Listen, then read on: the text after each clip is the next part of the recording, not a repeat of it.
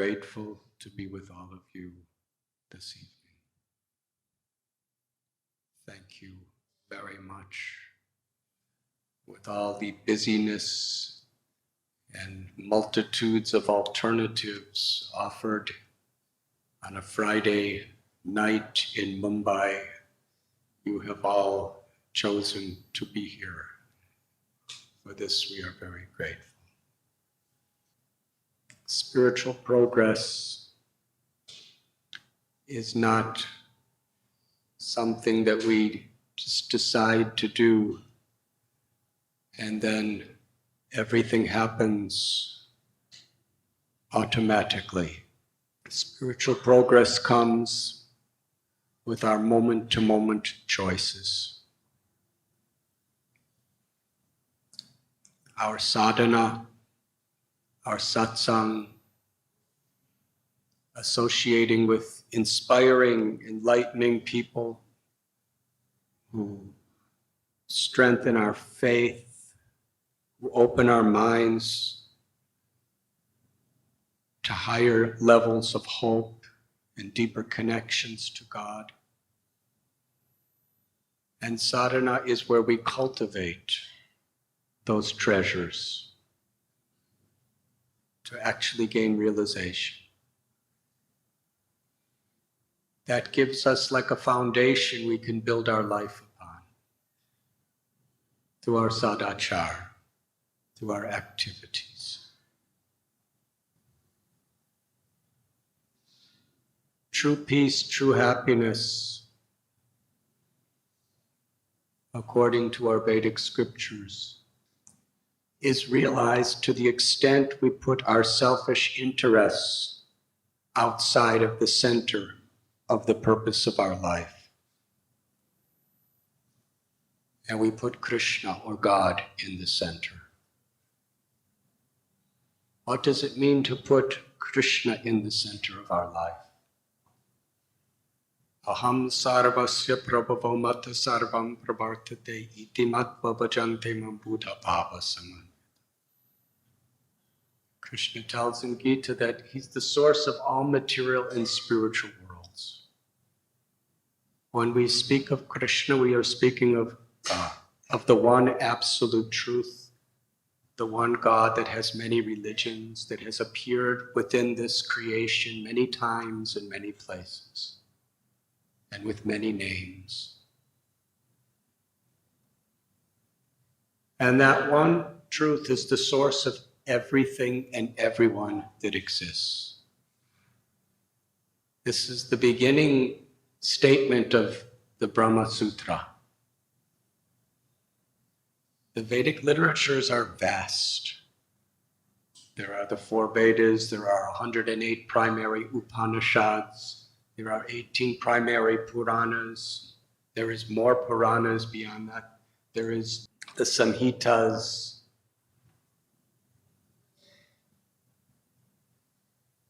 Mahabharata, Ramayana.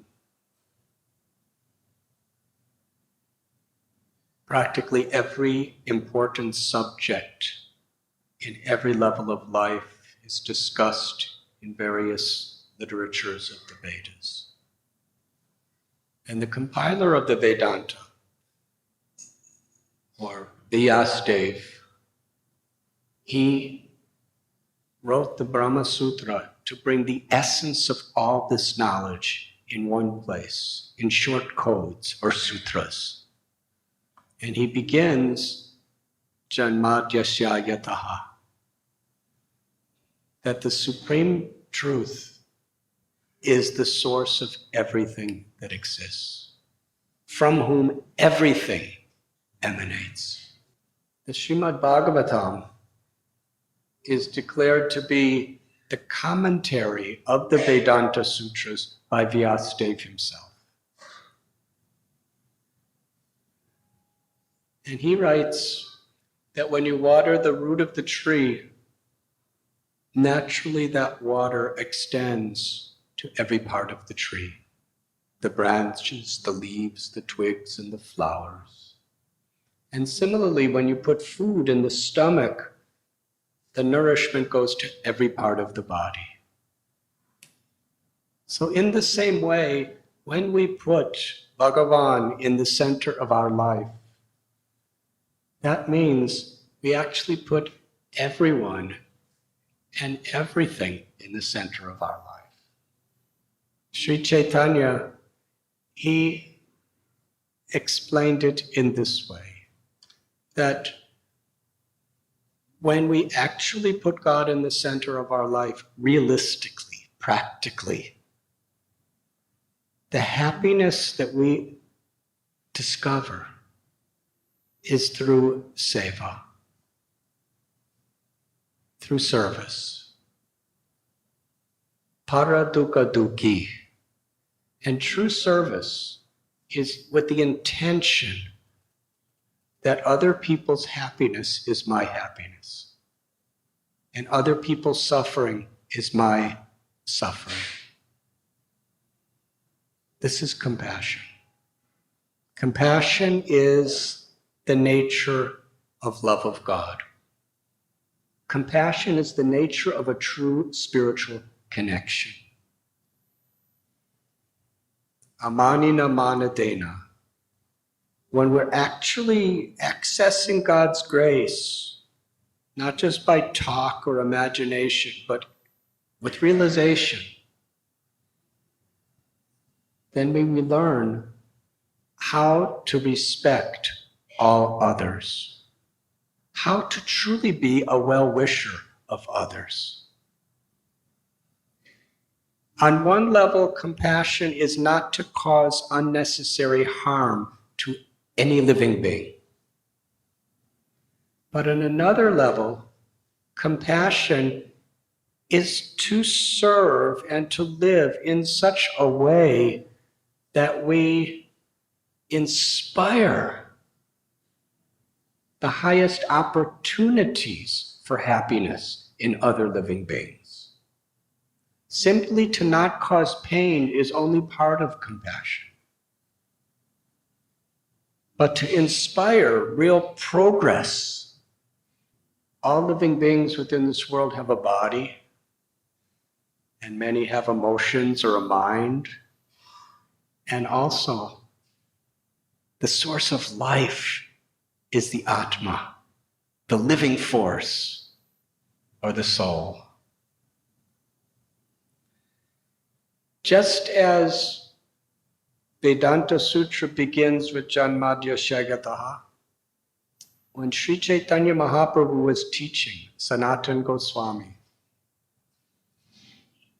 he spoke such a vast treasure of knowledge and wisdom. From the very beginning stages of spirituality to the highest, ultimate revelations of divine love. And he built his whole philosophical explanation on one small sutra. Jivera Swarupoi Krishnara Nityadas. That we're all eternally the servants of Bhagavan, of Krishna, or of God. We're not meant to strive to be the proprietors, the enjoyers, or the controllers, because it's an illusion. The nature of the soul is beyond those fantasies. We want to be controllers, but we're constantly under control. We're under the control of time. We have to grow old. We're under the control of government leaders, whether we like it or not. We're under the control of powers, sometimes of envious people, sometimes of very kind and compassionate people. We're under the control of the elements, the cold and the wind and the earthquakes and the tsunamis. And so many of us are under the control of our own minds. We want to be happy, but we're not happy. We want to be peaceful, but there's not peace. And ultimately we have to grow old, get diseased, and die. So to try to be the controller in this world is a miserable situation, essentially. We want to be the proprietor, but to be a proprietor means you have control over what you own. And ultimately everything is taken away from us. And we want to be enjoyer. And so often this propensity is at the cost of other people's well-being. The true nature of our heart is to serve with love. The body, the mind, and the Atma. So to show kindness through our words, through our actions, to be an instrument of mercy to others is the mode of goodness, that is sattva guna.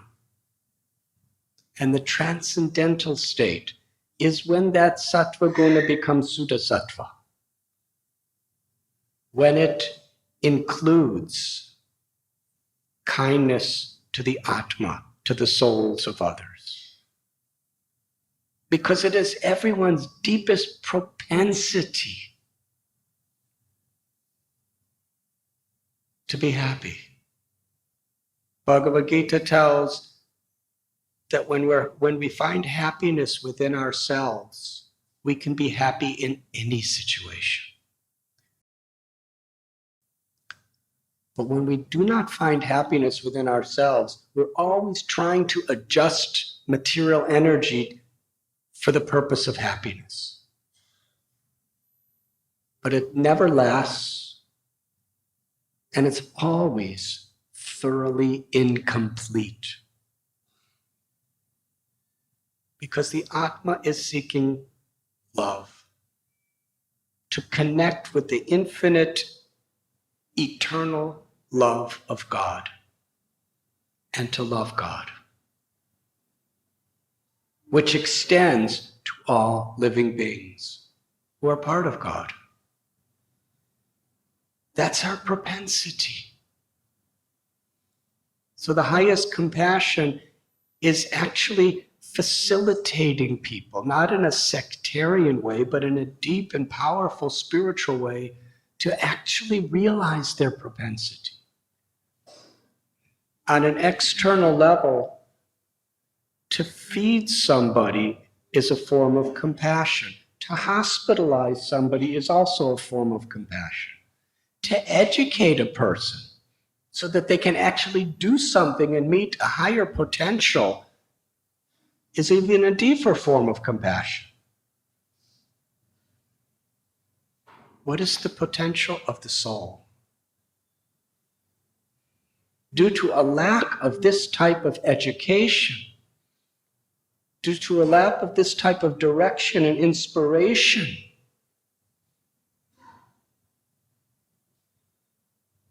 there's such a disconnection between people's lives and their own hearts.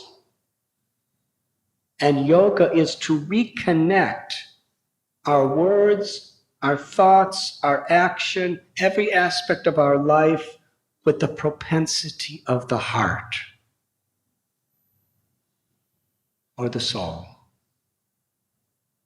And that is to serve with love. Yada yada hi dharmasya glanirvavati bharata abhyutanam dharmasya tadatmanam srijamyaham. Krishna tells in Gita that time and again I come to this world to establish true spiritual principles.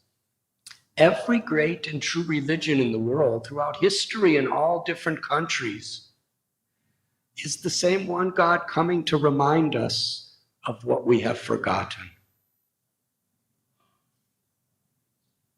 When my guru Srila Prabhupada came to New York City, he was asked, Swamiji, we already have our own religions in this country. Why have you come? And Srila Prabhupada said, I have not come to convert. I have come to enlighten. I have come simply to remind you what you have forgotten. That's God's message when he comes, just to teach us what we have forgotten. What is our real need? What is our true propensity? Seva, to serve with compassion. That is love for God. The journey home for everyone is to find that truth, that realization within ourselves. And bhakti, or true spirituality in this sense, is completely practical.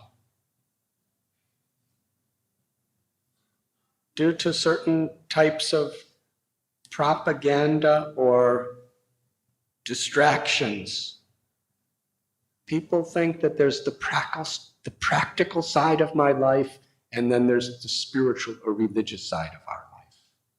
Bhagavad Gita is a scripture, as all are, that integrates our spirituality with every aspect of our life. It's completely practical. It's practical to be happy. When we're looking for that happiness through things and for physical and emotional comforts, our expectations become high and our frustrations rise, usually always above our expectations. Because the world doesn't work that way.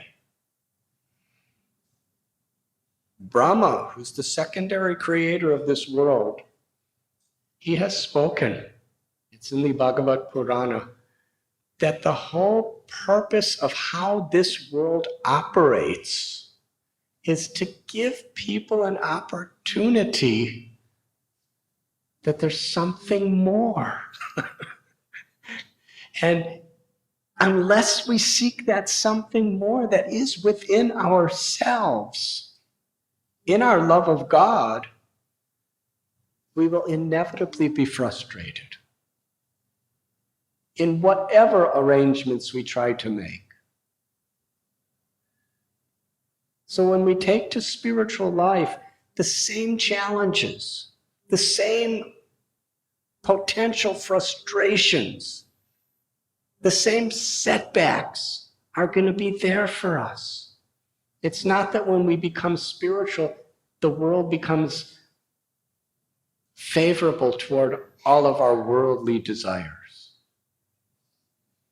We still get sick. We still have relatives that die. We still get betrayed by people. We're still dishonored from time to time. Sometimes we succeed and sometimes we fail. Spiritual life is not just to make our external experience better. Spiritual life is to give us such a strong internal spiritual foundation that the external circumstances do not distract us from our integrity or from the real joy that we have. Spiritual life is finding something so valuable, so rich, so precious, something that is beyond time, something that is beyond all the inevitable changes of worldly life. Spiritual life is about discovering that and sharing it with others. The basic principle of true spirituality is simplicity. This is practical. Simplicity means to live without duplicity. It also means to be happy with very simple things. A little baby is really happy with simple things. They don't need computers. They just want to be loved. Yes? They just want to love and show their love. That's the most innate, basic human principle. And spirituality, even if we're scientists, even if we're great philosophers, even if we're leaders of political movements, when our happiness, when our values are based in these simple principles, then nothing can disturb our joy. And then we are really empowered to make a difference within other people's lives in a deep, profound, and lasting way. When our heart is not simple, as a well-wisher of everyone, there's no envy. If there's one quality that destroys the beauty of simplicity, it is envy. Because we put our own ego so much in the center of our lives that we can't tolerate when other people are doing better than us. We become arrogant in our success, and we become envious in our shortcomings. And why is there cruelty? Cruelty to other living beings, to other humans, to other races or sexes or religions of humans. Cruelty to other living beings, the animals, the birds, the fish. That cruelty is actually based on a deep-seated envy. An envy where we put ourselves so much in the center, we don't see that our true well-being is in giving happiness and quality to the lives of others. Our Guru Srila Prabhupada, he asked us to have programs for protecting cows. When he came to America, he saw almost everybody was eating all kinds of different meat. Where I was born, Chicago, at that time in the 1950s, Chicago had the largest slaughterhouse on planet Earth. It was called the Union Stockyards. And sometimes it was in the south side of Chicago. Sometimes we would go to this concert arena called the International Amphitheater. And we'd have to drive by that neighborhood. And whenever we would drive by, in those days there wasn't air conditioners in cars. My father would always say, roll up the windows. Because it smelled like death. It was horrible. The entire area for miles smelled like death.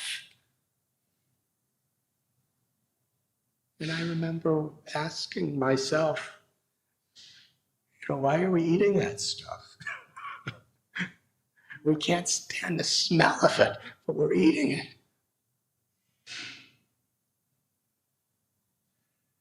Srila Prabhupada, he established cow protection. But he said protection of the cows is not just not killing them.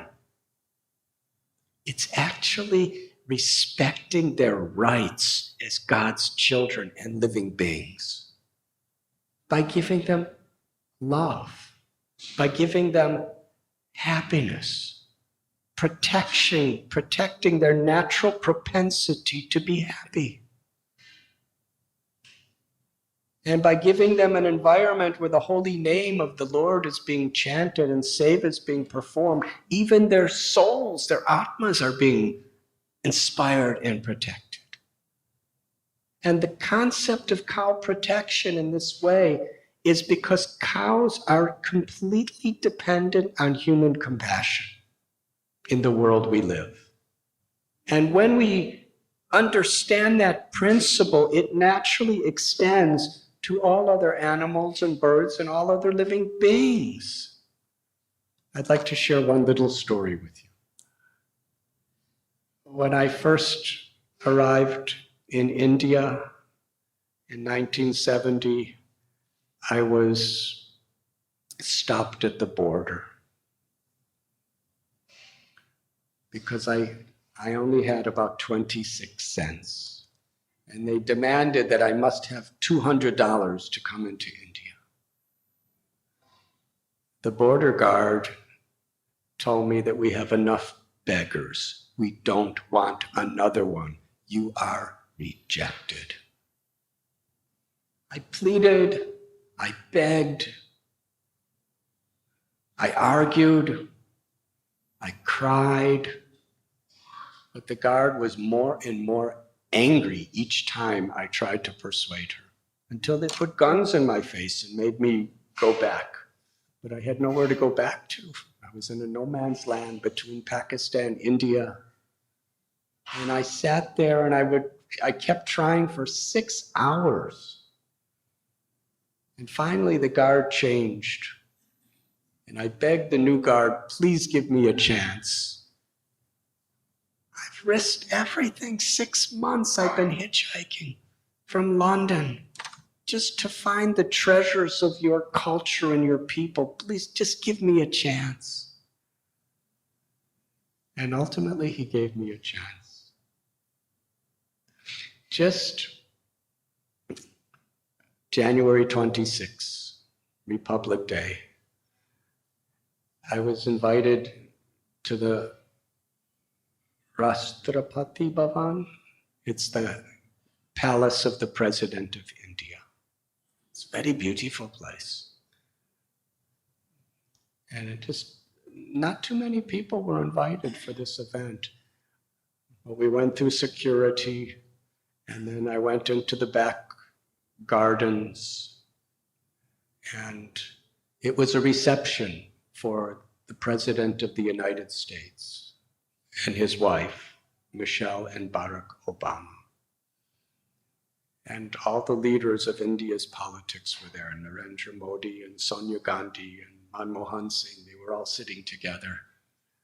And I was there, and as I was looking at them, and there was military bands playing some songs, and there was the national anthem. I happened to look up, and there was a bird flying overhead. I must say this was the highlight of my whole experience there.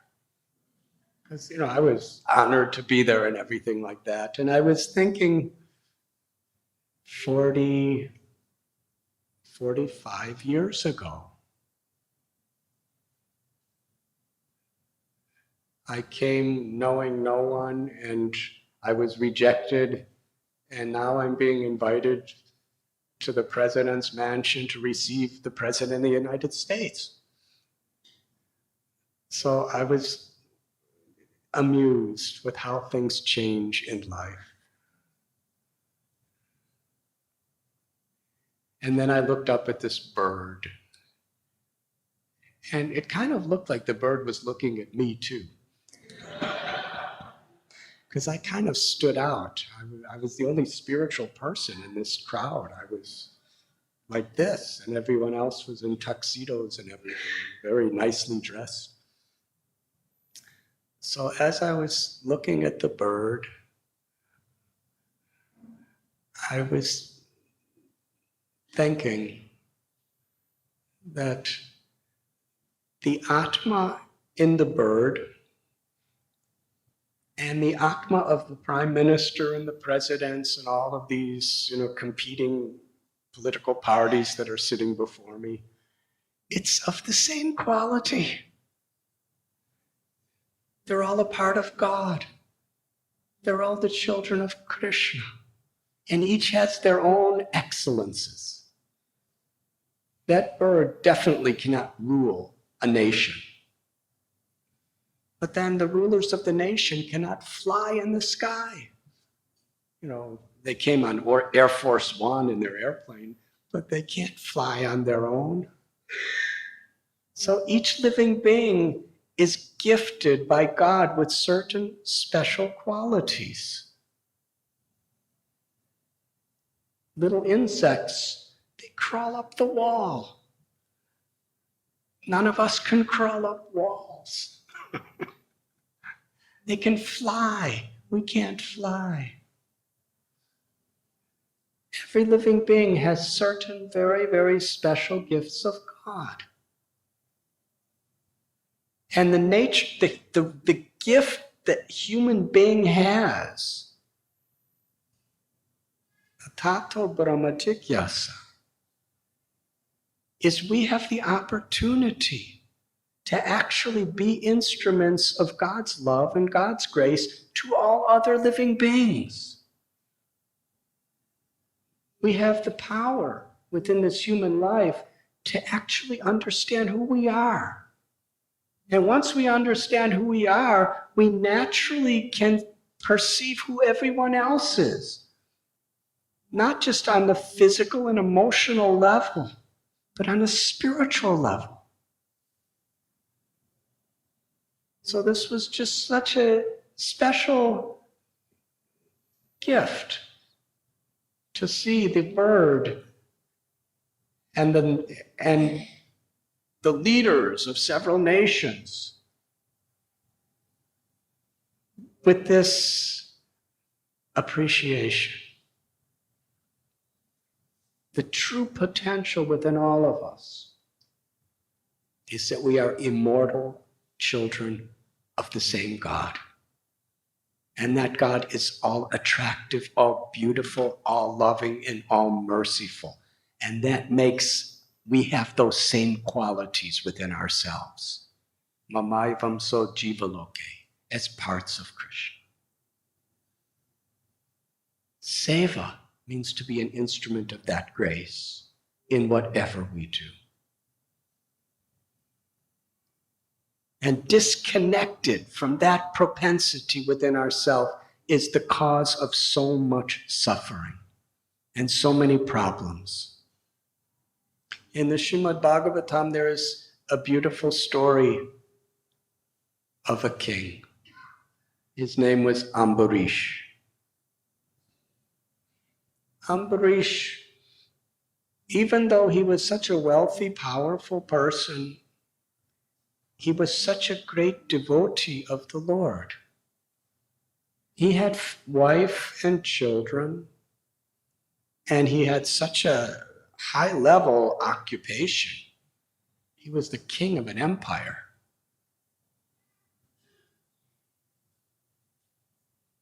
Such responsibility. Yet, he always saw that everything was God's property. And everyone was God's children. And he was not the master.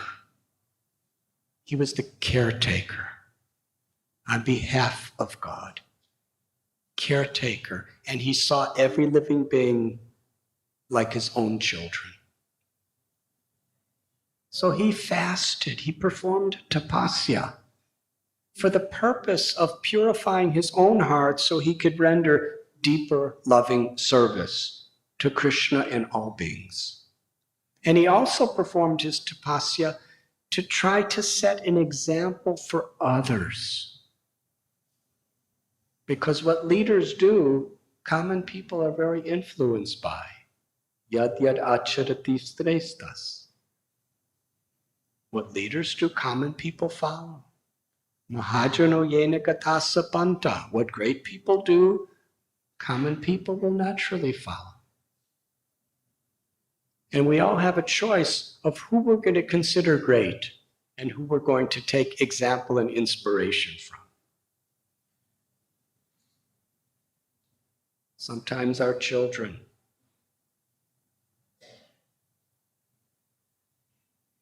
They go into the company of gangs or people who do things that are very, very detrimental to their health and to society. Because somehow or other they see someone as their leader, or as they say in certain parts of Mumbai, they see somebody as being very cool. So they want to emulate that, and that becomes their standard. Human evolution is when human society starts seeing people who are actually beyond egoism and beyond greed, and who are actually compassionate beings, God-loving beings. When we see that they are great, they are inspiring, then human society becomes like that. Otherwise, it's just whoever could, through cutthroat processes, make the most amount of money and get the most amount of power and have the most amount of physical pleasures, that's considered great. So Ambarish was a king. He was fasting and performing tapasya as an example for the world. And a rishi named Durvasa came with 60,000 disciples to Ambarish's house. And Ambarish said, I want to feed you prasad, please sit for prasad. And Durvasa Muni said, I must take my bath first. This took place in Madhuban, which is a part of Braj Bhumi. So Durvasa went to the Yamuna to take his bath. And then he went into a state of samadhi, and it was taking a long time. And Ambarish, his fast had to be broken by a certain parana, a certain time.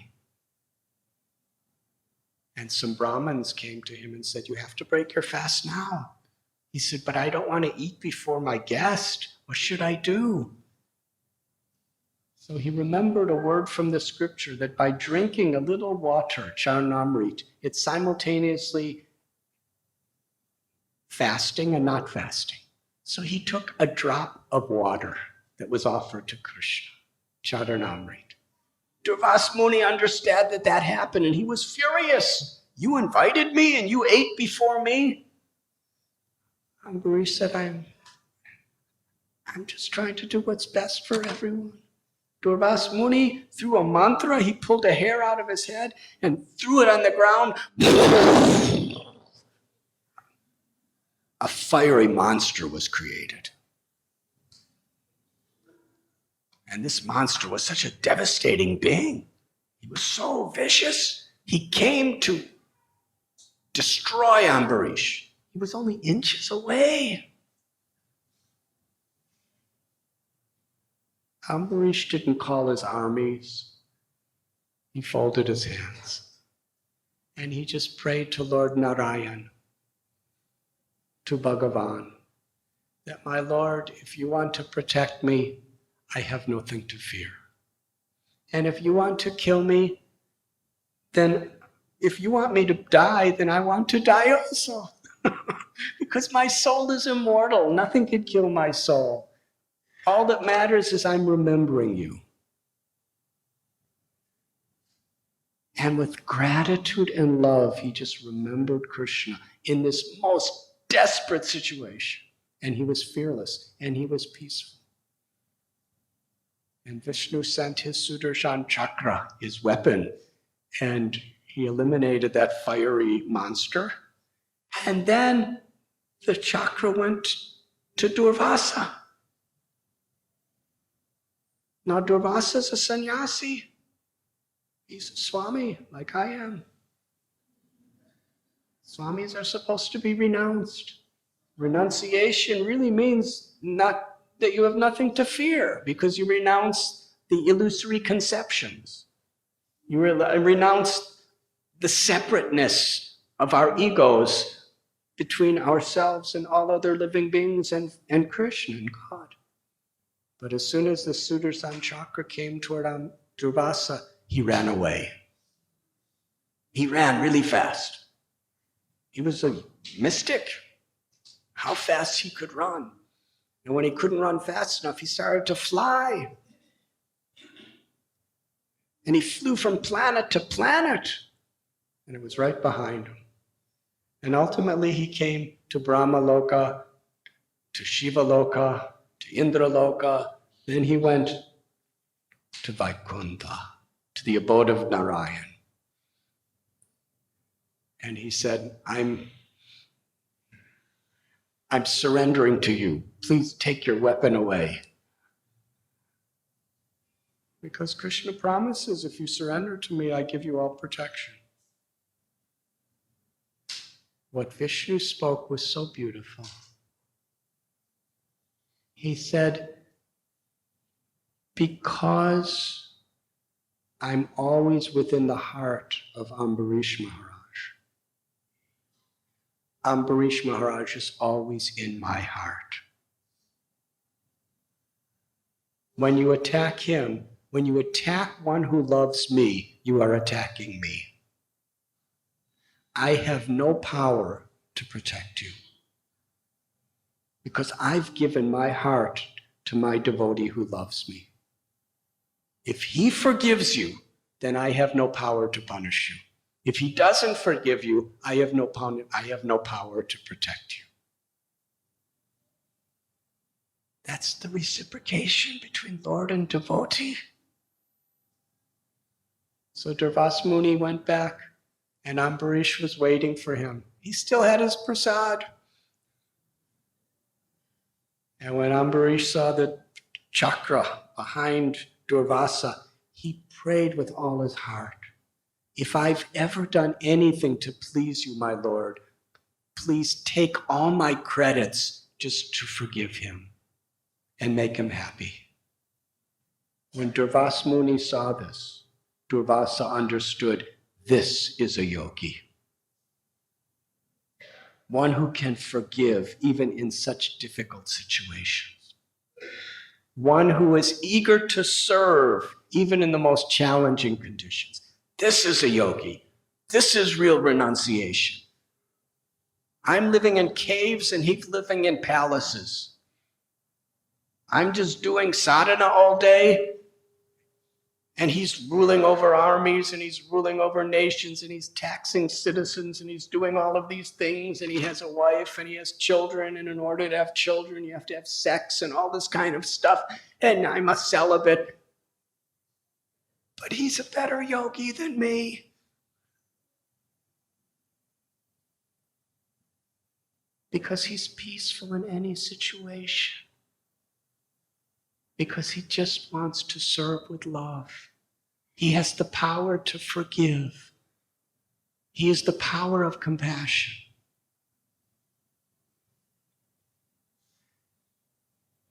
And he's humble. Durvasa fell at Ambarish's feet, and Ambarish fell at Durvasa's feet, and Durvasa started to praise him, and Ambarish said, no, you are a great saint, I'm nothing. I just want to give you prasad. Please take your prasad.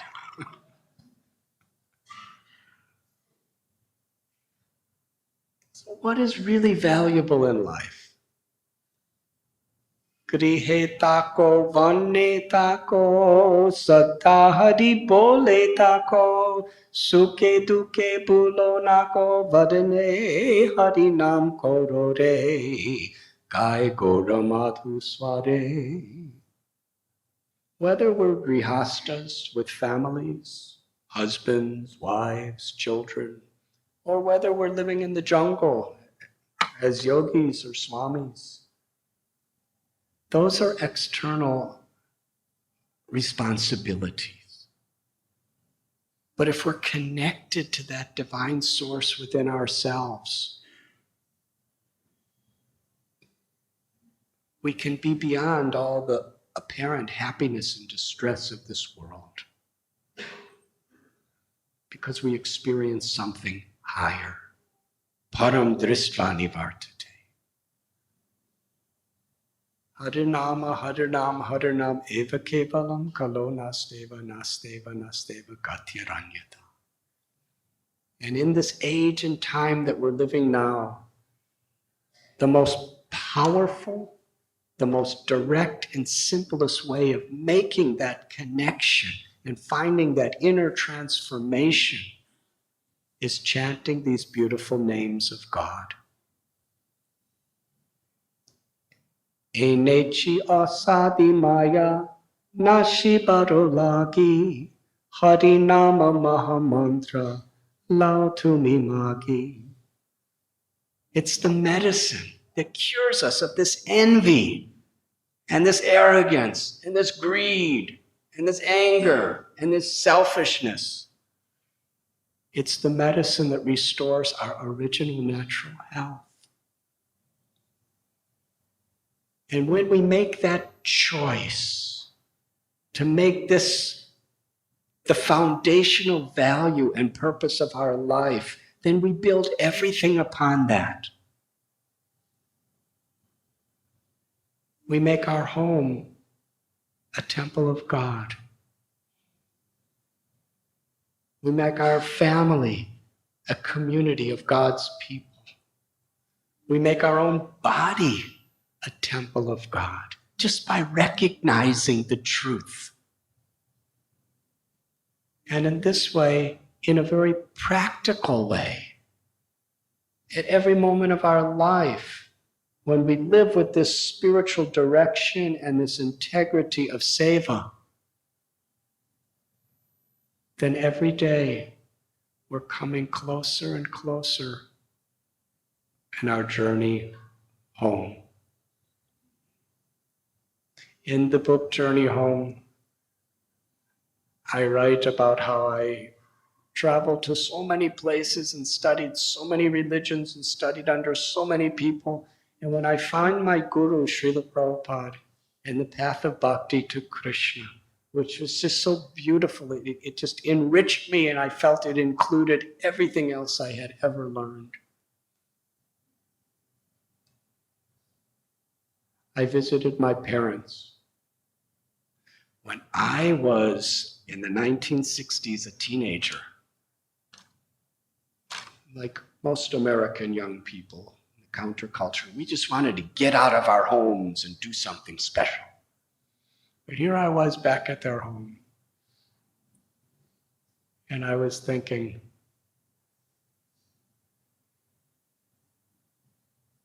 whether I'm in Vrindavan or the Himalayas or at my parents' home, if I'm remembering Krishna and I'm trying to live in a spirit of seva for Krishna, I'm actually home everywhere and anywhere. When we find our home within ourselves, in our own connection to God,